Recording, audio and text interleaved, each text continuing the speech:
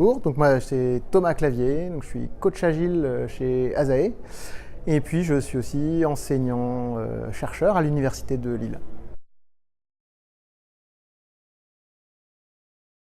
D'accord, alors comment je peux décrire ma session? Alors en 3 mots, c'était le premier, celui qui a fait venir beaucoup de monde, c'est Lego, et les 2 autres mots, c'est software craftsmanship, puisqu'en fait on a essayé de présenter l'ensemble des éléments qui constituent le software craftsmanship avec des Lego. Alors pourquoi des Lego? Parce que on va manipuler et puis on avait besoin d'avoir des gens qui sont autonomes. Et l'autonomie, elle s'acquiert quand on a à la fois la compétence, quand on a à la fois la connaissance et qu'on en a la volonté. Et là, aujourd'hui, on a fourni à chacun les moyens, et puis on a fourni à chacun la volonté. Ils étaient tous là volontaires, là, il n'y avait pas de problème. Et puis, il restait la notion de compétence. J'aurais fait quelque chose avec du Java ou du Python. Il est probable que tout le monde n'ait pas eu la compétence. Alors qu'on peut se dire que globalement, tout le monde a la compétence en Lego. Très simplement me pose problème. Mais j'ai envie de dire que la traduction littérale de software craftsmanship, c'est artisan du logiciel. Et faire du logiciel, contrairement à ce qu'on a pu imaginer pendant quelques années, ça n'est pas de créer quelque chose qui soit industrialisé et industrialisable, ou en tout cas on s'est trompé sur la notion d'industrialité. L'industrialisation du logiciel, en fait, on l'a faite depuis bien longtemps, puisque quand on décrit un logiciel, on décrit un plan qui va être interprété par la machine.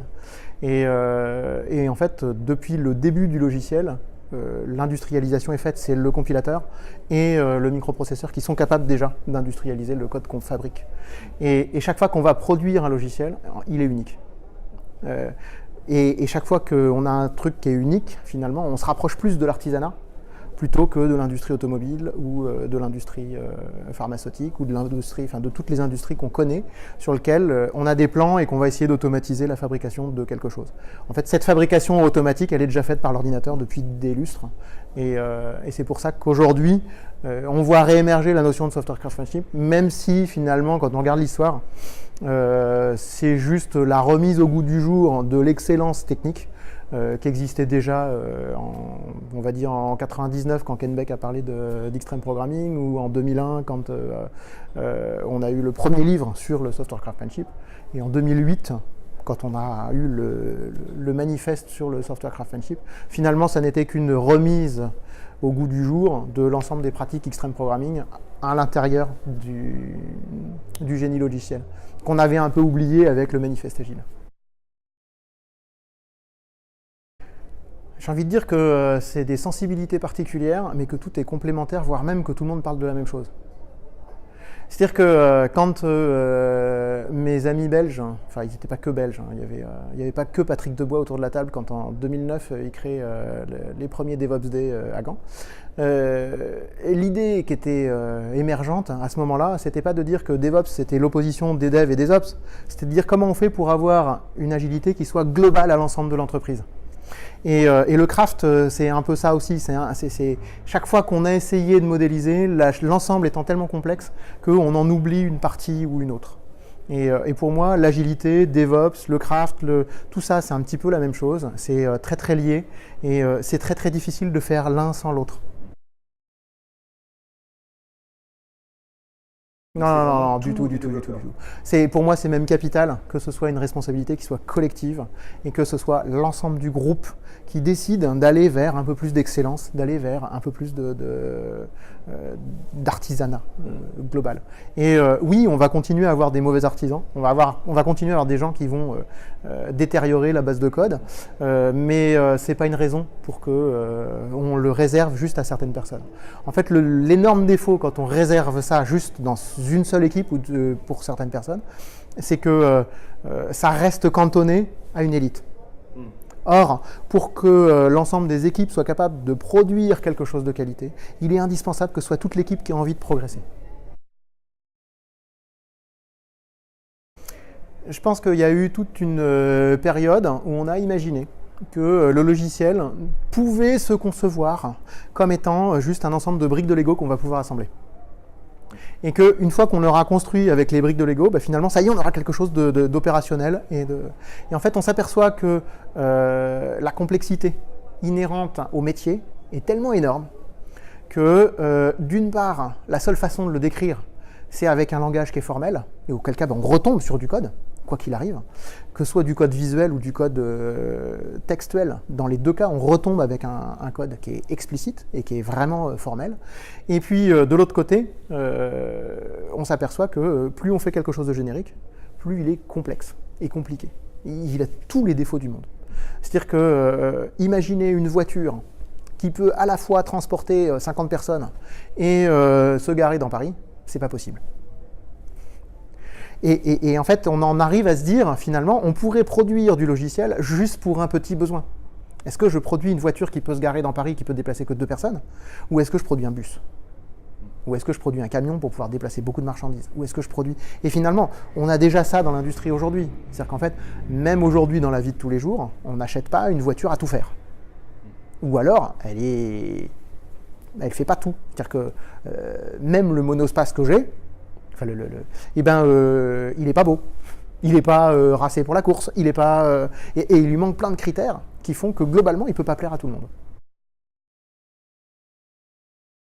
Allez, 5 mots-clés, 5 pas plus. En fait, ça me fait beaucoup penser.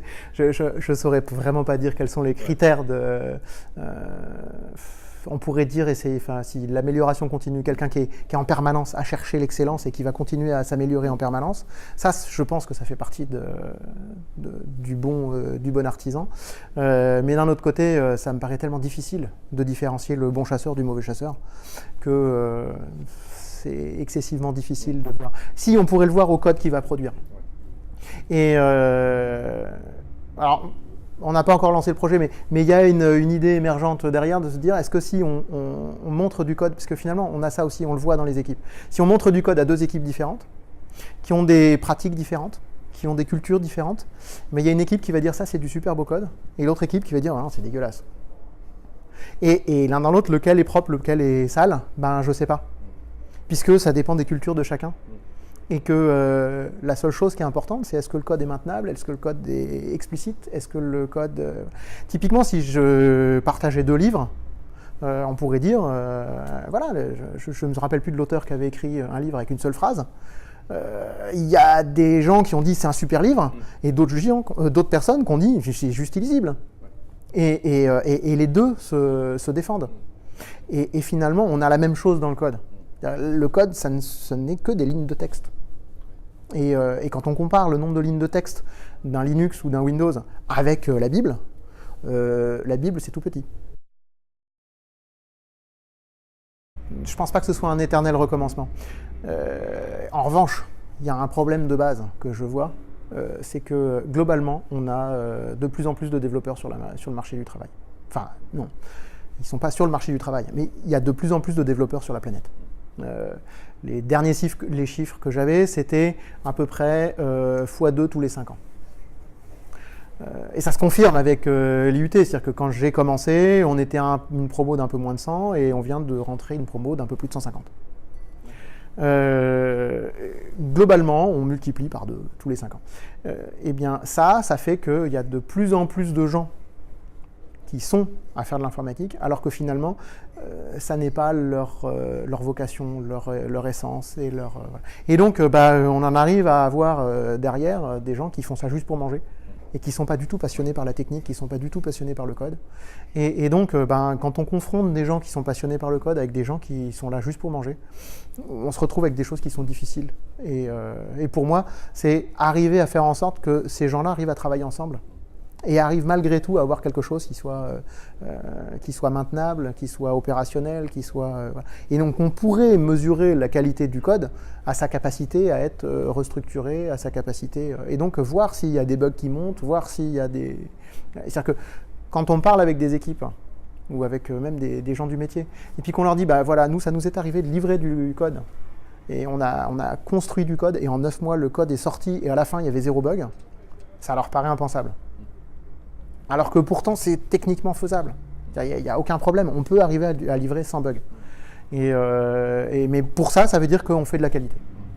Mais la notion de qualité, elle va rentrer en conflit avec les notions de coût, elle va rentrer en conflit avec les notions de... Et en fait, tant qu'on aura des optimums locaux, on aura des problèmes. Puis tant qu'on aura des humains à gérer les uns avec les autres, on aura toujours ces éternels débats.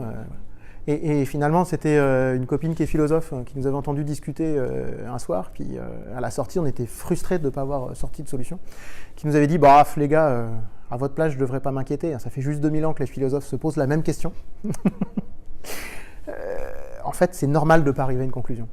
Et donc oui, c'est peut-être un éternel débat, parce que c'est important de se poser la question. Je pense que oui. Mais je pense que c'est pareil pour tous les métiers, et que c'est important d'être... Alors, comme disaient mes parents, le but, c'est que tu t'éclates dans la vie. Et voilà, je pense que c'est ça qui est le plus important. C'est que chacun arrive à s'épanouir dans son métier. Donc pas forcément passionné, mais que chacun s'épanouisse pleinement dans son métier.